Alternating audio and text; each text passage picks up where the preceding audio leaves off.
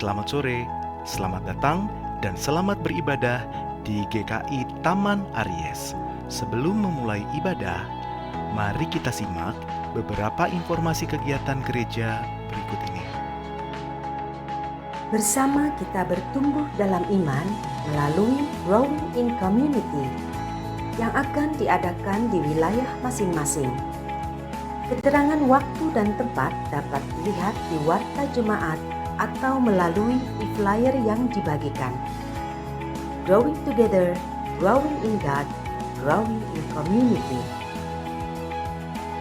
Mari Bapak Ibu, Oma Opa, kita bersekutu dalam rindu, riang dalam usia indah yang akan diadakan pada hari Jumat 19 Juli 2024 pukul 10 pagi. Persekutuan ini dapat diikuti melalui Zoom maupun YouTube. Ditunggu kehadirannya ya. Shalom umat yang terkasih, mari kita saling bertumbuh di dalam doa melalui GPS yang akan diadakan pada hari Sabtu 20 Juli 2024 jam 7 pagi. Kita akan melanjutkan pembahasan kitab Ratapan dengan tema Ratapan untuk merespon kemarahan Allah yang akan dipandu oleh Saudara Jonathan Almer Pratama. GPS diselenggarakan secara onsite di gereja dan melalui Zoom. Mari kita bersekutu dan berdoa bersama dalam GPS, penuntun hidup di dalam Tuhan. Seminar kesehatan dengan tema hepatitis akut dan kronis akan diselenggarakan pada hari Minggu 28 Juli 2024 setelah kebaktian kedua dengan narasumber Dr. Baringin Desamakto Sitompul, spesialis penyakit dalam, dan moderator Dr. Ido Bramantia, spesialis radiologi. Informasi lebih lanjut dapat menghubungi petugas di teras gereja setelah kebaktian. Shalom umat terkasih, sebagai salah satu dukungan terhadap pelayanan Klinik Pratama Karya Kasih, umat dapat melakukan pemindahan vaskes BPJS tingkat 1 ke Klinik Pratama Karya Kasih dengan cara seperti yang tertera dalam panduan berikut ini atau pada Warta Jemaat. Umat juga dapat menghubungi pengurus Klinik Pratama Karya Kasih setelah kebaktian umum 1 dan 2 di depan ruang kebaktian pada tanggal 7 dan 14 Juli 2024. Kami akan terus melayani dengan kasih dan sukacita. Tuhan Yesus memberkati. Bimbel GKI Taman Aries bekerjasama dengan Universitas Bina Nusantara akan mengadakan kelas Mandarin untuk siswa-siswi SD SMP. Kelas dimulai tanggal 3 Agustus. Bagi Bapak Ibu yang anaknya berminat dapat mendaftar ke Tata Usaha atau ke Pak Budi sebelum tanggal 27 Juli mendatang. Terima kasih.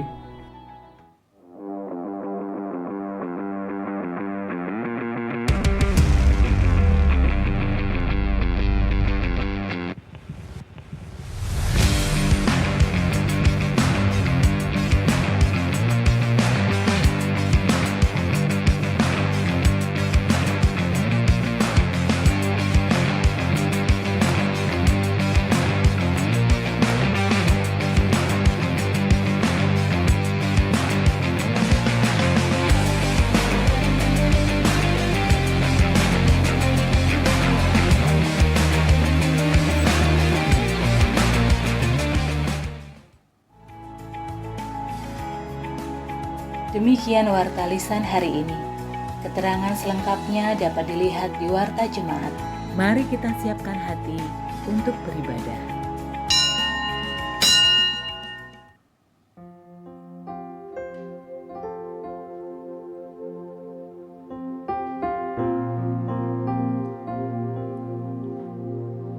Yesus menyatakan dalam Matius 11 ayat 28-30, "Marilah kepadaku semua yang letih lesu dan berbeban berat, aku akan memberi kelegaan kepadamu. Pikulah kuk yang kupasang dan belajarlah dariku. Karena aku lemah lembut dan rendah hati, dan jiwamu akan mendapat kelegaan. Sebab kuk yang kupasang itu menyenangkan, dan bebanku pun ringan.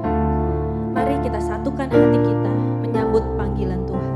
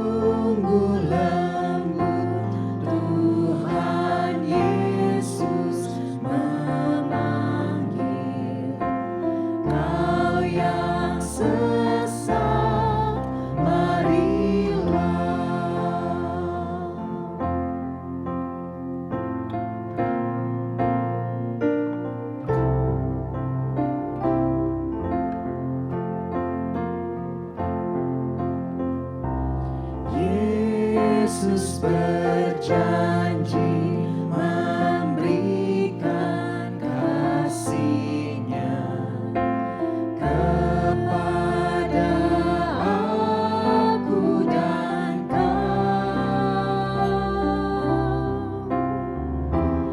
Ia mengampuni orang berdosa seperti aku dan kau.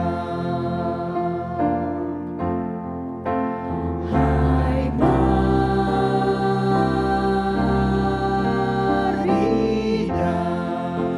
datanglah, kau yang lelah, mari datanglah. Sungguh lembut Tuhan Yesus memanggil, kau yang sesat, marilah. Mari dengan bangkit berdiri, kita sembah Tuhan kita yang maha besar, kita masyurkan keagungannya.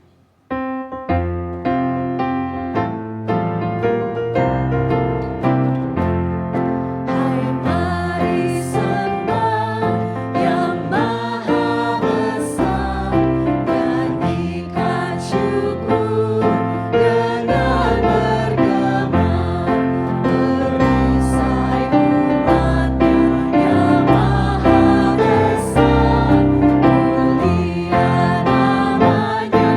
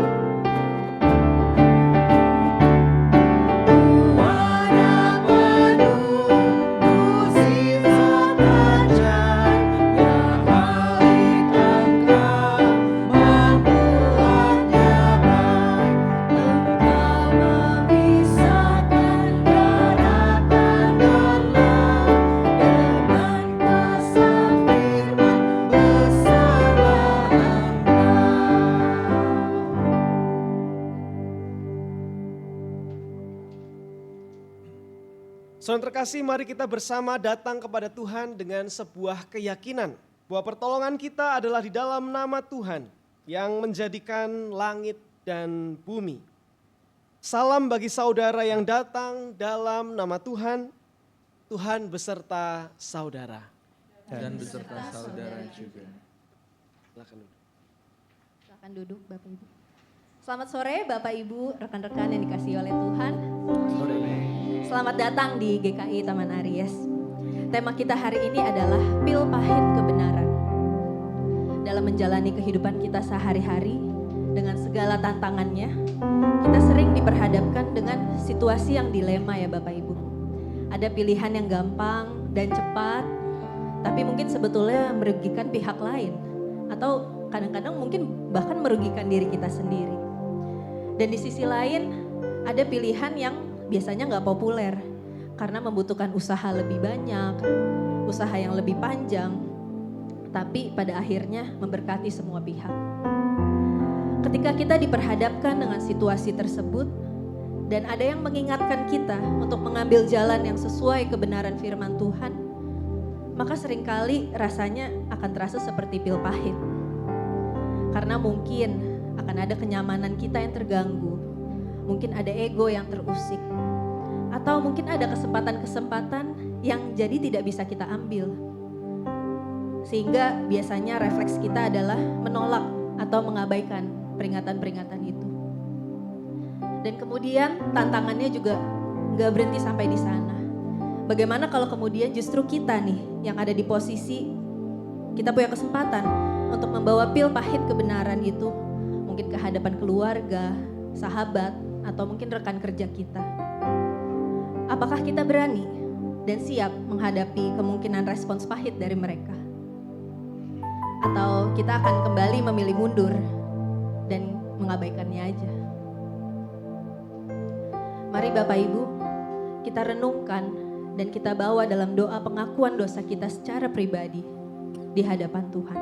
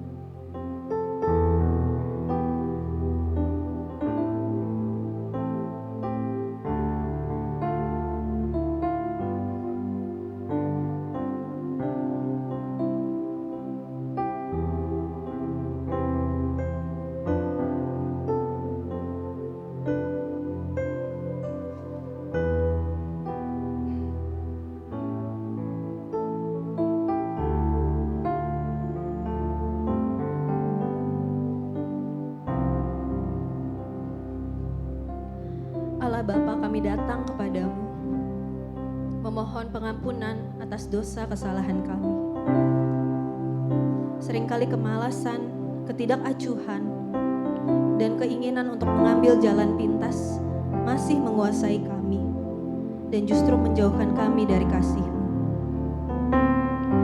Ketika ada kesempatan untuk melakukan dan menyatakan kebenaran, kami memilih diam karena mungkin kami merasa malas, malu, takut, dan juga tidak layak untuk melakukannya. Ampuni kami ya Tuhan. Berikanlah kami kerendah hatian untuk menerima kebenaran dan keberanian untuk menyatakannya dalam kehidupan kami dan dalam kasih dengan sesama. Di dalam kasih Kristus Yesus, doa ini kami alaskan. Amin.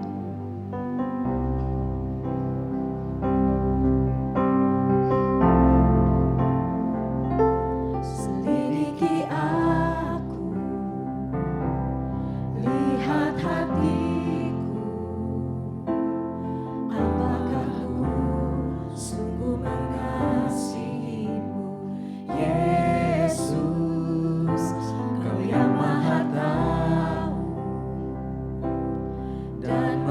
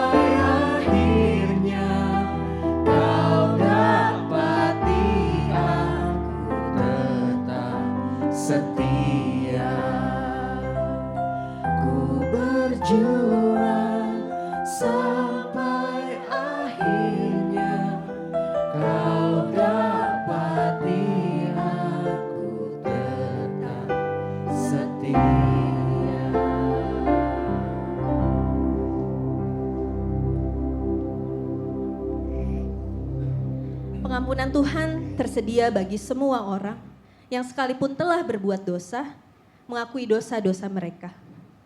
Mari kita baca bersama-sama 1 Yohanes 1 ayat 6-7 yang menyatakan, jika kita katakan bahwa kita mempunyai persekutuan dengan Dia, tetapi kita hidup di dalam kegelapan, kita berdusta dan tidak melakukan kebenaran. Jika kita hidup di dalam terang sama seperti Dia ada di dalam terang, kita mempunyai persekutuan seorang dengan yang lain. Dan darah Yesus anaknya itu menyucikan kita dari segala dosa. Kiranya damai dan pengampunan Kristus meneguhkan hati kita untuk berani melakukan dan menyatakan kebenaran firman Tuhan yang berlandaskan kasih seorang dengan yang lain.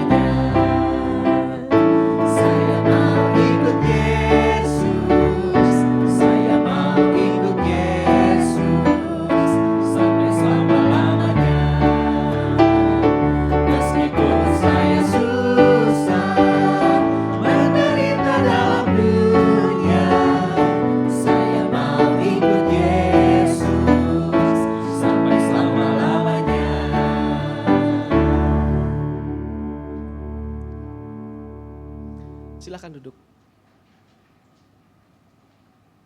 Kita akan memasuki pelayanan firman. Mari bersama kita mohon pertolongan Roh Kudus dan kita mohon dalam doa. Mari berdoa.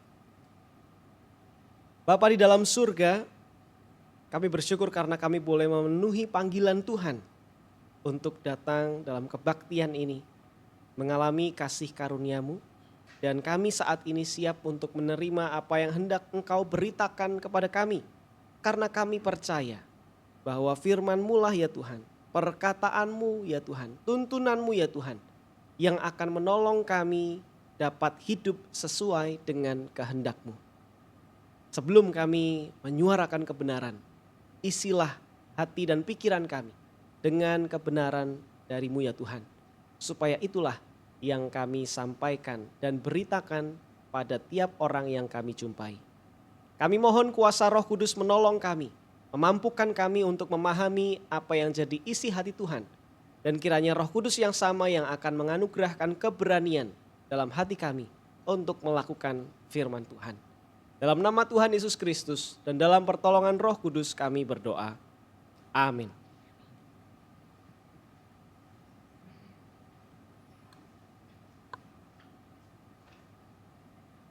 Saudara terkasih dalam Tuhan Yesus Kristus, kita akan bersama mempersiapkan bacaan Alkitab hari ini yang diambil dari Markus 6, Injil Markus pasal 6 ayat 14 sampai 29.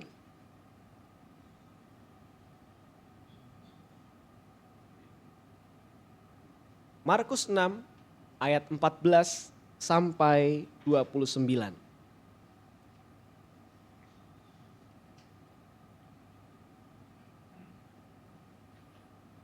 Raja Herodes juga mendengar tentang Yesus, sebab namanya sudah terkenal dan orang mengatakan Yohanes Pembaptis sudah dibangkitkan dari antara orang mati.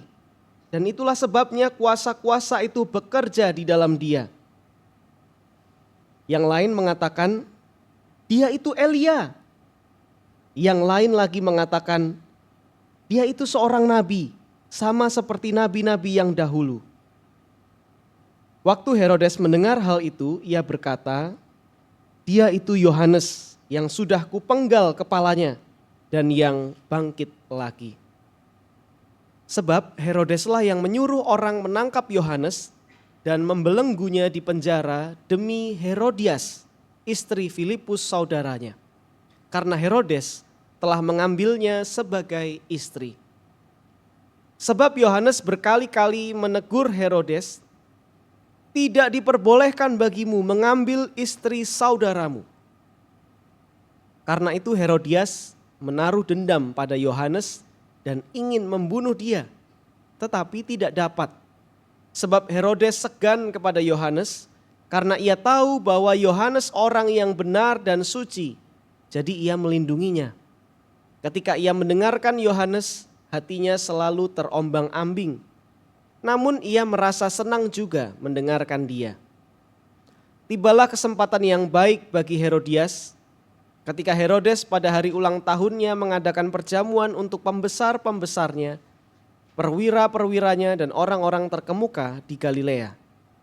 Pada waktu itu anak perempuan Herodias tampil lalu menari, dan ia menyenangkan hati Herodes dan tamu-tamunya. Raja berkata kepada gadis itu, mintalah kepadaku apa saja yang kau ingini, maka akan kuberikan kepadamu. Lalu bersumpah kepadanya, apa saja yang kau minta dariku akan kuberikan kepadamu, sekalipun setengah dari kerajaanku. Anak itu pergi dan menanyakan ibunya, apa yang harus kuminta? Jawabnya, kepala Yohanes Pembaptis. Lalu ia cepat-cepat masuk menghadap raja dan meminta, aku mau supaya sekarang juga engkau berikan kepadaku kepala Yohanes Pembaptis di atas sebuah pinggan. Sangat sedihlah hati raja. Tetapi karena sumpahnya dan karena tamu-tamunya, ia tidak mau menolaknya. Raja segera menyuruh seorang algojo dengan perintah supaya membawa kepala Yohanes. Orang itu pergi dan memenggal kepala Yohanes di penjara. Ia membawa kepala itu di sebuah pinggan dan memberikannya kepada gadis itu, dan gadis itu memberikannya pula kepada ibunya. Ketika murid-murid Yohanes mendengar hal itu, mereka datang dan mengambil mayatnya, lalu membaringkannya dalam kuburan. Demikianlah firman Tuhan, berbahagialah bagi setiap kita yang mendengarkan firman Allah dan memeliharanya.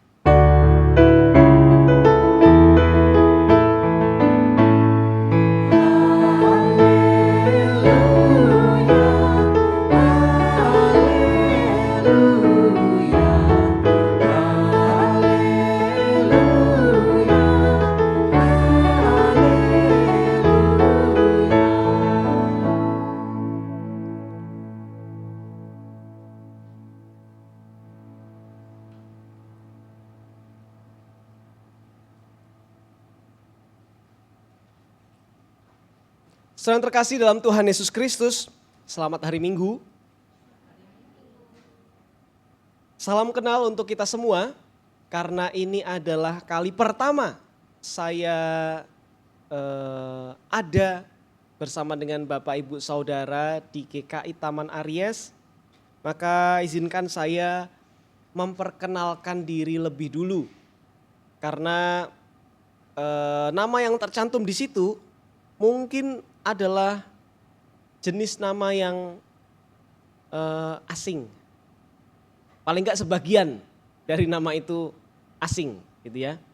Percayalah waktu saya mendengarnya saya juga merasa asing gitu ya. Jadi nama saya adalah Daniel Bani Winnie Emma. Nama itu saya terima dari orang tua saya, papa saya orang Sumba asli. lalu mama saya orang Jawa. Sehingga itu menjelaskan namanya kenapa begitu. Karena Winnie Emma adalah marga dari papa saya, satu kesatuan sesungguhnya.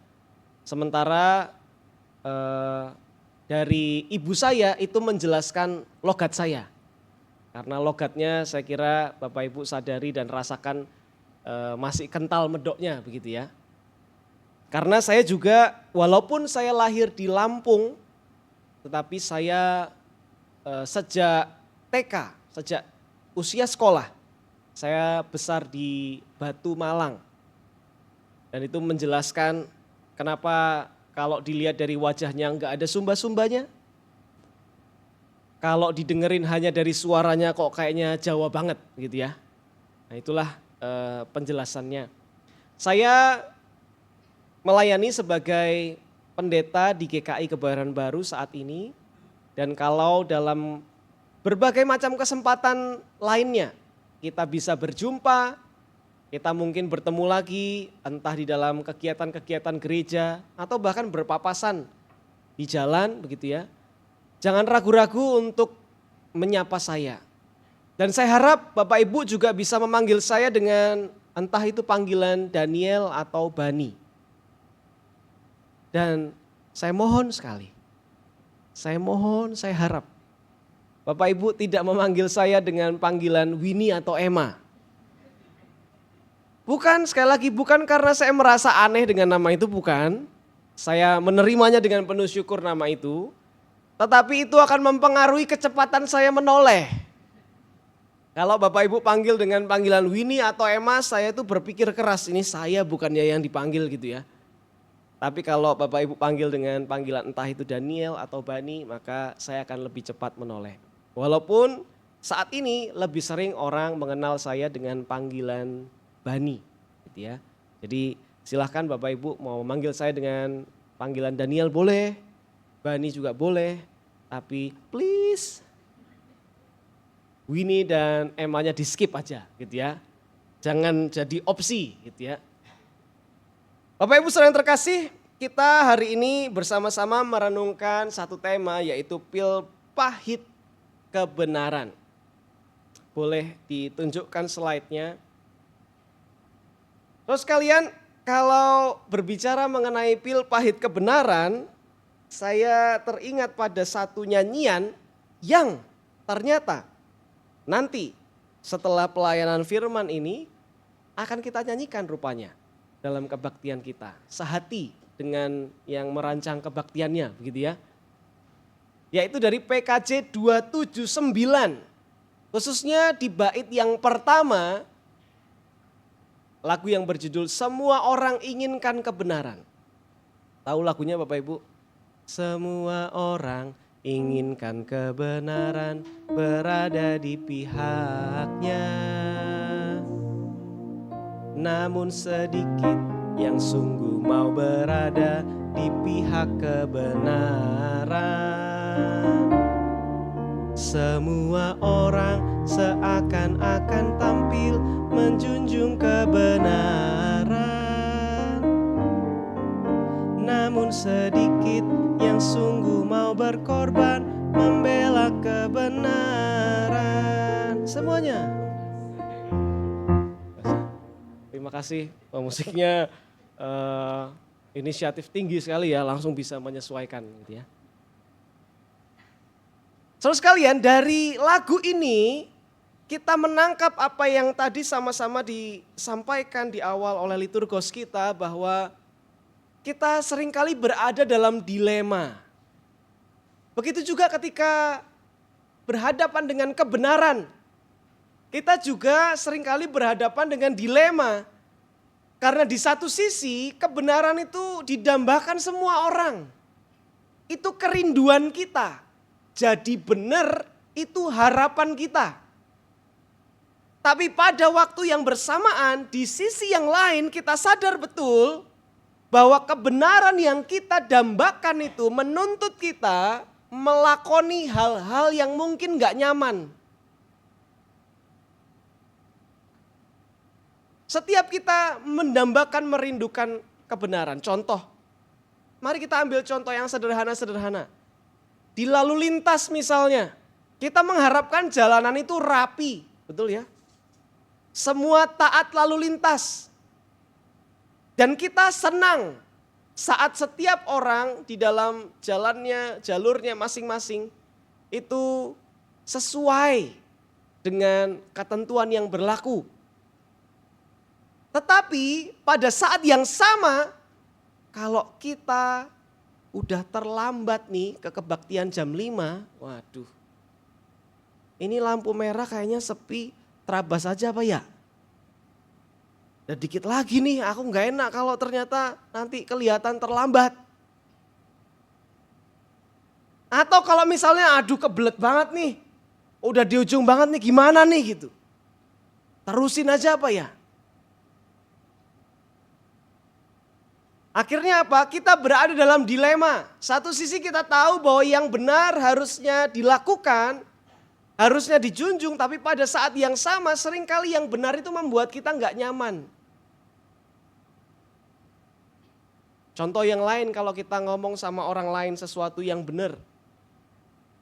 Kan kita dihadapkan pada situasi yang kadang awkward ya. Kalau kita udah ngomong sesuatu yang benar tapi kemudian mukanya yang menerima itu kecut, cemberut, langsung berubah air mukanya, kita juga waduh gimana nih gitu ya.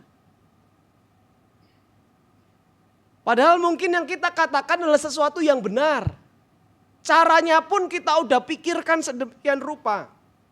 Kita sudah siapkan sedemikian rupa. Tapi saat melihat air mukanya berubah, kita rasa situasinya kok jadi canggung ya. Sesuatu yang benar tapi membuat kita nggak enak. Karena apa? Setelah itu dia nggak nyapa lagi. Padahal sebelumnya baik-baik aja. Salam damai, oh nggak mau, melengos dia. Wah, kita begini dia gini. Ya. Padahal sebelumnya baik-baik aja. Tapi setelah teguran itu, setelah masukan itu, mungkin sesuatu yang memang betul benar. Tapi membuat suasana jadi tidak enak. Disitulah kita menjumpai dilema-dilema saudara sekalian. Dalam kebaktian hari ini, kita sama-sama mau menghayati bahwa tiap kita punya panggilan. Dan itu yang mau kita renungkan sama-sama lewat tema pil pahit kebenaran ini. Karena yang kita sama-sama pelajari, sama-sama kita renungkan adalah Allah memanggil kita untuk menyuarakan kebenaran sekaligus hidup dalam kebenaran itu. Dan ini yang mau kita renungkan sama-sama. Mari kita yang pertama dulu, berani menyampaikan kebenaran. Terus kalian ketika berbicara mengenai berani menyampaikan kebenaran, banyak orang yang berpikir, tunggu dulu. Menyampaikan kebenaran nih harusnya tugasnya siapa?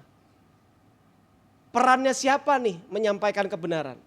Ada orang yang kemudian mengatakan, kayaknya menyampaikan kebenaran bukan bagianku deh. Itu kayaknya bagiannya yang itu, yang di depan tuh, yang pakai jas, ada putih-putihnya di lehernya, kadang pakai baju hitam kayak jubah gitu. Ada stolannya, kayaknya itu deh yang harusnya menyampaikan kebenaran. Kalau saya umat duduknya di belakang pula, nggak selalu hadir setiap minggu dalam kebaktian, kayaknya bukan saya dah menyampaikan kebenaran. Atau yang harusnya menyampaikan kebenaran, mereka yang pakai baju putih, ada name tag-nya. Kalau laki-laki kadang berdasi, kalau perempuan mungkin enggak. Ada jabatannya penatua siapa? Itu deh kayaknya yang menyampaikan kebenaran. Saya mah bukan. Atau mungkin yang jadi liturgos, yang jadi pemusik, yang jadi pelayan ibadah. Mungkin mereka lah yang harusnya menyampaikan kebenaran. Kalau saya mah kayaknya bukan bagian saya deh. Kita seringkali juga merasa demikian, menganggap bahwa panggilan menyampaikan kebenaran adalah panggilan beberapa orang saja. Orang dengan peran-peran tertentu saja. Padahal kita sama-sama mau belajar bahwa panggilan untuk menyampaikan kebenaran, untuk menyuarakan kebenaran adalah panggilan setiap orang percaya dalam Kristus. Kalau kita mau lihat contoh, di dalam perjanjian lama ada satu kisah mengenai seorang nabi yang namanya Nabi Amos. Dicatat dalam kitab Amos. Amos adalah orang yang berasal dari Israel Selatan atau Yehuda, yang bernubuat tentang Israel Utara atau yang disebut dengan Israel. Karena kondisi Israel Utara saat itu penuh dengan ketidakadilan, ketidakmampuan para pemimpin untuk mengelola kehidupan masyarakat karena mereka jauh dari Tuhan, sehingga bukan ketentuan dan ketetapan Tuhan yang dijalankan tapi maunya mereka sendiri, sehingga rusaklah kehidupan masyarakat kala itu.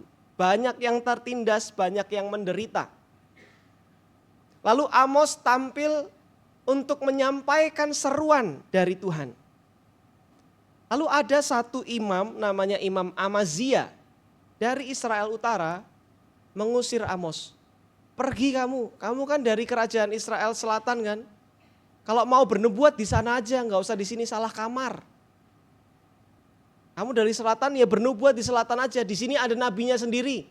Nggak usah ikut-ikut, nggak usah cawe-cawe. Dan saat diusir itu, apa yang jadi jawaban Amos seperti kita bisa baca di layar ini. Di Amos 7 ayat 14 dan 15 dikatakan, aku bukan nabi dan aku tidak termasuk golongan nabi. Melainkan aku ini seorang peternak dan pemetik buah ara. Tetapi Tuhan mengambil aku dari pekerjaan menggembalakan kambing domba. Dan Tuhan berfirman kepadaku, pergilah bernubuatlah terhadap umatku Israel. Lihatlah latar belakangnya. Dia mengaku, tunggu dulu, saya bukan nabi loh. Saya juga bukan golongan nabi. Tapi Tuhan panggil saya. Saya bahkan latar belakangnya peternak pemetik buah ara. Apa yang mau Alkitab ajarkan dari sini Bapak Ibu Saudara sekalian? Apapun latar belakang kita, panggilannya sama. Kita dipanggil untuk menyuarakan kebenaran itu. Yang membedakan adalah konteks kita. Kalau kita berperan sebagai orang tua, maka panggilan kita sama, menyuarakan kebenaran dalam kehidupan keluarga kita. Kalau peran kita di dalam pekerjaan, maka kita pun punya panggilan yang sama, menyuarakan kebenaran di tengah lingkungan pekerjaan kita. Yang membedakan adalah konteksnya. Yang membedakan adalah ruangnya. Tetapi panggilan bagi setiap kita orang percaya sama. Kita dipanggil untuk menyuarakan kebenaran itu. Memang harus kita akui bahwa menyuarakan kebenaran itu bukan sesuatu yang populer dalam kehidupan kita. Bahkan dalam kehidupan orang percaya sekalipun. Karena sama seperti di awal tadi, kebenaran, khususnya menyuarakan kebenaran, menuntut kita untuk menanggung konsekuensi yang besar. Dan itulah yang dialami oleh Yohanes Pembaptis dalam bacaan Alkitab kita. Saat Yohanes Pembaptis menegur Herodes, karena Herodes mengambil Herodias sebagai istrinya. Padahal Herodias adalah istri dari Filipus. Siapa Filipus? Filipus adalah saudaranya Herodes. Lain ibu, satu bapak. Sehingga kalau kita perhatikan saat Yohanes menegur Herodes, Herodias mendendam. Karena mau menyatakan kebenaran, mengungkapkan kebenaran, menyampaikan kebenaran itu. Herodes bukan hanya mengalami penolakan, tapi ia harus kehilangan nyawanya. Karena apa? Karena Yohanes merasa bahwa apa yang dilakukan Herodes tidak diperbolehkan bagimu mengambil istri saudaramu. Jadi Herodias ini sesungguhnya adalah iparnya Herodes.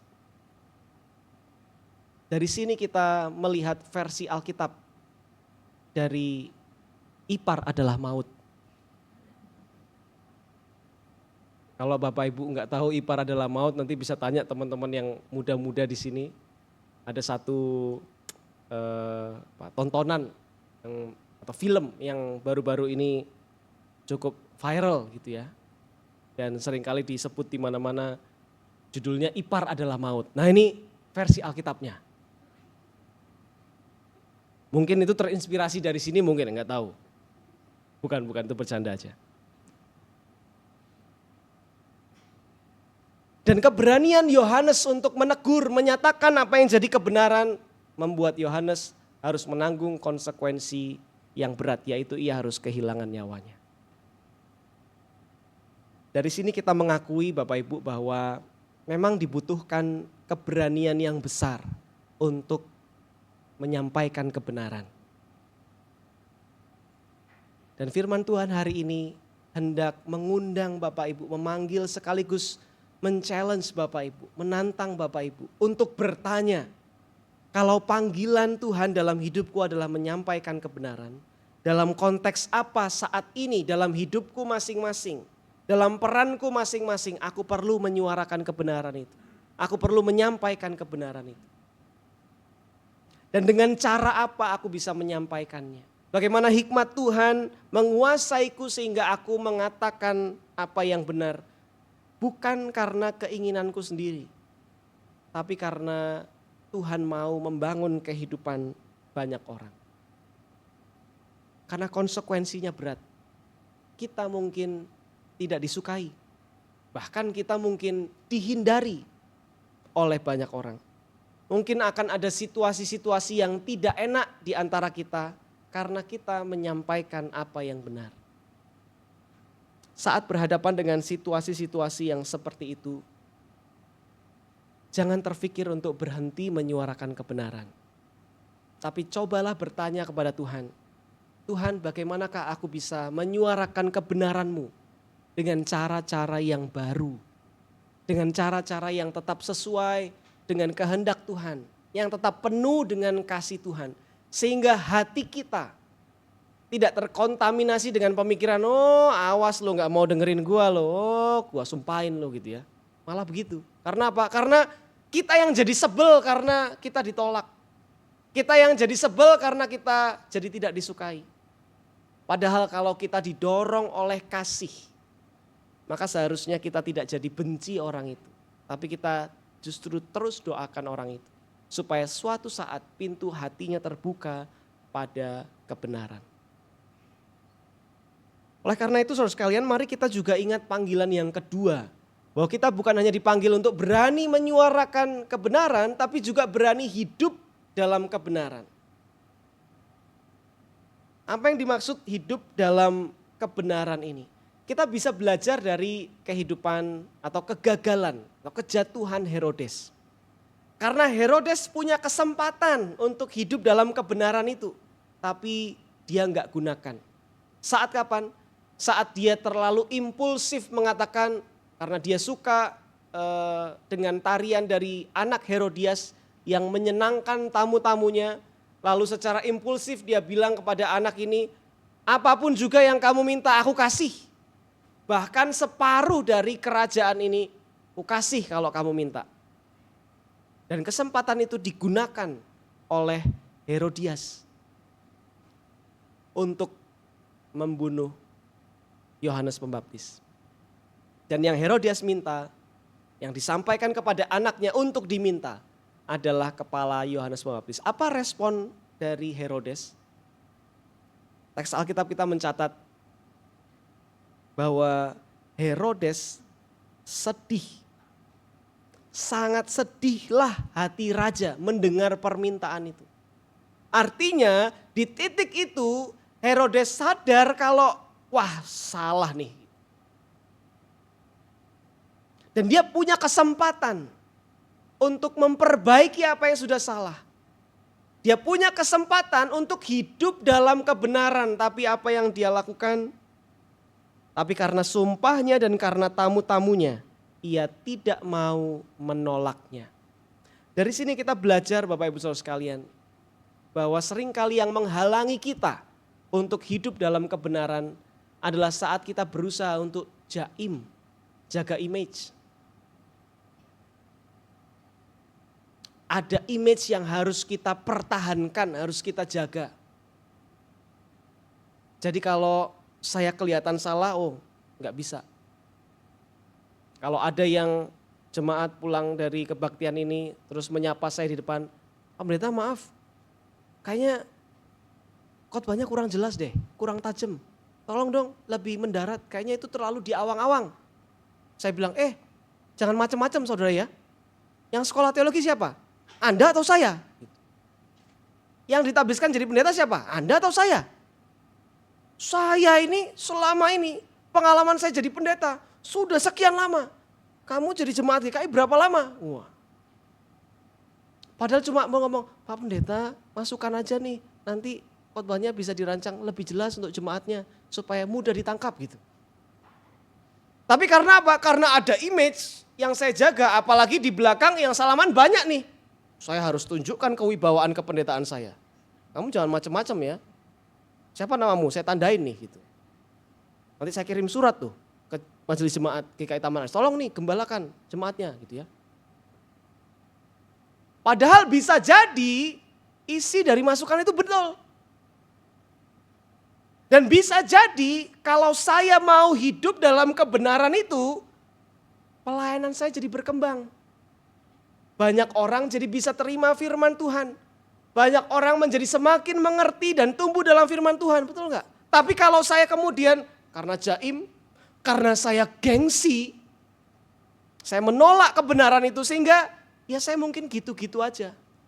Atau bahkan saya jadi pribadi yang jauh lebih buruk. Padahal hidup dalam kebenaran adalah kesempatan kita untuk berkembang dan bertumbuh dalam Tuhan. Tapi kalau kita menutup diri untuk hidup dalam kebenaran, bisa jadi diri kita sendiri yang rugi. Karena kita stuck, kita enggak berkembang. Tapi kalau kita mau merendahkan hati kita, kalau kita mau melepaskan image-image kewibawaan itu, kalau kita mau belajar dari siapapun, mendengarkan perkataan Tuhan yang bisa muncul dari siapapun untuk membangun diri kita, untuk mengembangkan diri kita. Saat itulah kita justru mengalami sebuah perubahan besar dalam hidup. Dan saat itulah kehidupan kita justru bisa menghidupkan orang lain. Yang terjadi pada Herodes sebaliknya. Justru saat Herodes menolak hidup dalam kebenaran, ada hidup orang lain yang harus dikorbankan. Kalau kita mau hidup dalam kebenaran, percayalah bahwa ada banyak kehidupan yang bisa jadi diberkati oleh hidup kita. Memang kita harus mengakui bahwa dibutuhkan keberanian yang besar untuk menyuarakan kebenaran, untuk menyampaikan kebenaran. Tapi kita juga sadari bahwa dibutuhkan keberanian yang jauh lebih besar lagi untuk berani mengakui kesalahan dan hidup di dalam kebenaran. Dan justru karena kita butuh keberanian yang besar, kita tidak bisa mengandalkan kekuatan kita sendiri. Karena yang kita sampaikan bukan kebenaran versi kita, tapi kebenaran dari Tuhan. Maka mari kita minta pertolongan Tuhan, minta hikmat Tuhan, terus bersandar pada Tuhan. Tuhan, saat ada kesempatan di mana saya menyampaikan kebenaran, anugerahkan kepadaku keberanian itu, supaya aku bisa menyampaikannya. Sehingga kehidupan banyak orang diselamatkan, diberkati. Tapi pada saat ada kesempatan, di mana saya sendiri diubahkan dan berkembang, karena kebenaran, berikanlah saya hati yang rendah, hati yang cukup lebar dan besar untuk menerima kebenaran Tuhan yang disampaikan dari orang lain. Sehingga aku bertumbuh, sehingga aku berkembang sesuai dengan kehendak Tuhan. Saudara yang terkasih, mari sama-sama kita mengingat dua panggilan ini. Panggilan untuk menyuarakan kebenaran, sekaligus panggilan untuk berani hidup di dalam kebenaran. Semoga Tuhan menolong kita. Amin. Mari kita bersaat hening.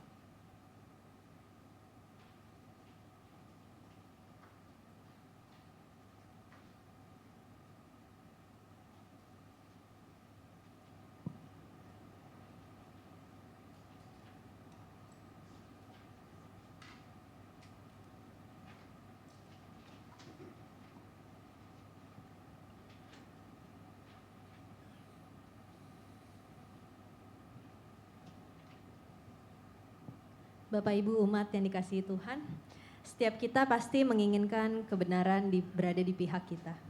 Tetapi apakah kita sungguh-sungguh siap untuk membela kebenaran dengan segala konsekuensi respons yang akan kita terima? Hanya kasih karunia Tuhan yang tidak berkesudahan, yang akan memampukan kita dan menguatkan kita untuk tetap teguh berada di pihak kebenaran.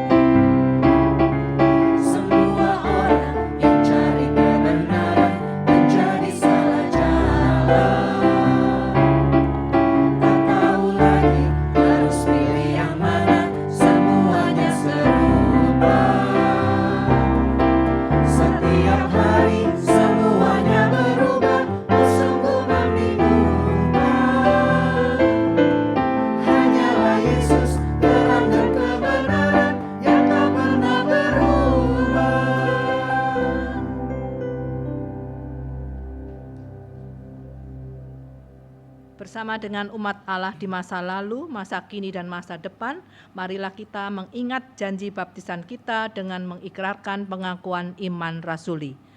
Aku percaya kepada Allah, Bapa yang Maha Kuasa, Khalik dan bumi, dan kepada Yesus Kristus, anaknya yang tunggal Tuhan kita, yang dikandung dari Roh Kudus, lahir dari anak darah Maria, yang menderita sengsara di bawah pemerintahan Pontius Pilatus, disalibkan, mati dan dikuburkan, turun ke dalam kerajaan maut.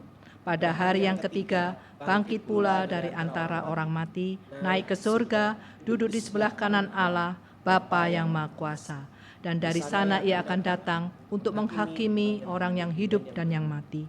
Aku percaya pada Roh Kudus, gereja yang kudus dan am, persekutuan orang kudus, pengampunan dosa, kebangkitan orang mati, dan hidup yang kekal. Amin. Silakan duduk.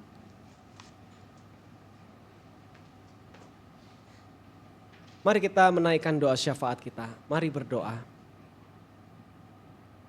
Bapa dalam surga, kami bersyukur untuk sabda-Mu yang mengingatkan panggilan dalam hidup kami. Panggilan untuk berani menyuarakan kebenaran, sekaligus panggilan untuk berani hidup dalam kebenaran Tuhan. Kami tahu bahwa ada konsekuensi yang besar yang harus kami tanggung apabila kami berani menyuarakan kebenaran, termasuk untuk hidup dalam kebenaran. Bisa jadi kami tiba pada situasi-situasi yang tidak nyaman, tidak enak, tetapi kami tahu sebagaimana obat yang pahit, kami tahu bahwa dari obat yang pahit itu kami dapat beroleh kesembuhan.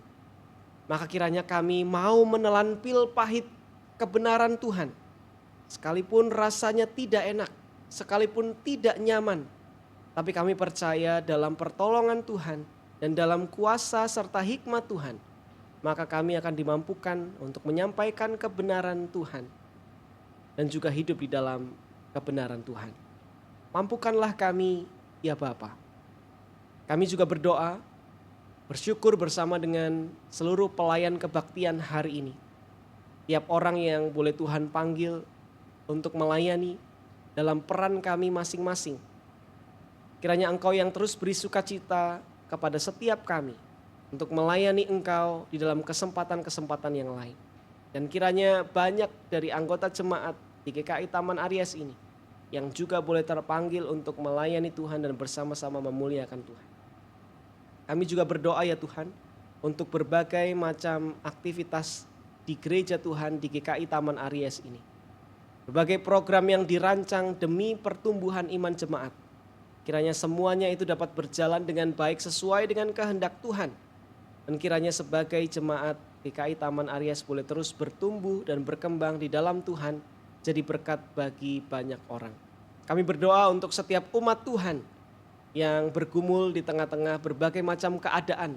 Baik itu bergumul di tengah-tengah keluarga, di tengah-tengah masa studi, di tengah-tengah pekerjaan, pergaulan, atau kehidupan masyarakat. Tuhan yang kiranya menolong, menuntun, memimpin, memberi hikmat, supaya dengan pertolongan Tuhan kami menemukan jalan keluar dari segala pergumulan yang kami hadapi. Jangan biarkan kami berputus asa menghadapi berbagai macam pergumulan dunia, tapi kiranya kami selalu menyandarkan hidup kami, menyerahkan hidup kami ke dalam tangan pemeliharaanmu ya Bapa. Kami juga mau bersyukur bersama untuk berbagai macam pelayanan yang telah dilakukan oleh jemaat Tuhan GKI Taman Aries. Kiranya Engkau yang terus pimpin dan pandu, supaya segala yang kami lakukan sebagai pelayanan kepada kehidupan sekitar kami, itu jadi berkat yang memuliakan Tuhan. Kami juga berdoa untuk para pemimpin bangsa dan negara kami ya Tuhan. Kiranya Engkau juga anugerahkan hikmat pada para pemimpin bangsa kami. Khususnya sebagai warga Jakarta, kami juga akan menyongsong atau menyambut pilkada pada waktunya nanti. Tuhan yang pimpin supaya tiap warga Jakarta yang berpartisipasi di dalam pilkada nanti dipimpin oleh hikmat Tuhan.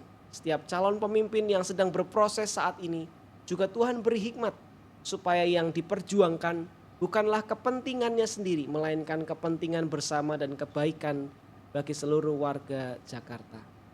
Ya Bapa, inilah yang menjadi doa kami. Doa ini kami naikkan dalam satu nama, Tuhan kami Yesus Kristus. Dan di dalam pertolongan Roh Kudus kami berdoa. Amin. Marilah kita menyatakan rasa syukur kita dengan menghayati pengajaran firman yang disampaikan dalam 1 Tesalonika 5 ayat 18 yang berkata, ucapkanlah syukur dalam segala hal, sebab itulah yang dikehendaki Allah di dalam Kristus Yesus bagi kamu.